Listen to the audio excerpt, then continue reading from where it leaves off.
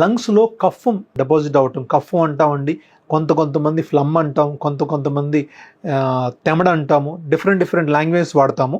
ఇది ఎందుకు డిపాజిట్ అవుతుంది అంటే, ఎప్పుడైతే మీకు ఎయిర్వేస్లో ఇరిటేషన్ వస్తుందో, అది ఇన్ఫెక్షన్ వల్ల అవ్వచ్చు, మీకు వేరే జబ్బు వల్ల అవ్వచ్చు, ఐఎల్డి వల్ల అవ్వచ్చు, లేదంటే లంగ్ క్యాన్సర్ వల్ల అయి ఉండొచ్చు.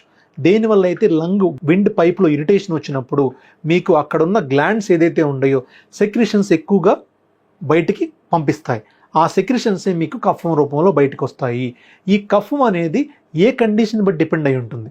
అదే కఫం కనుక థిన్గా ఉంటే మనం ఏమీ క్లియర్ చేయాల్సిన అవసరం లేదండి, ఆటోమేటిక్గా మన దగ్గుతోనే అది క్లియర్ అయి వస్తుంది.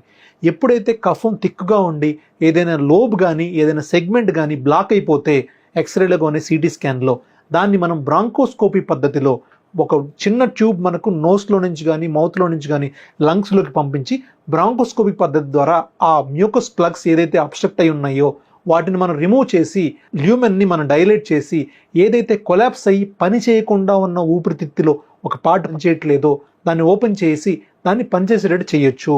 కానీ రొటీన్గా నార్మల్ డే టు డే లైఫ్లో వచ్చే ఫ్లమ్ ఏదైతే ఉందో 95% ఆఫ్ ద కేసెస్లో మనం రొటీన్గానే మనం దగ్గుతూనే తీసేయవచ్చు. ఆర్టిఫిషియల్ మెథడ్స్ యూజ్ చేయాల్సిన అవసరం ఉండదు.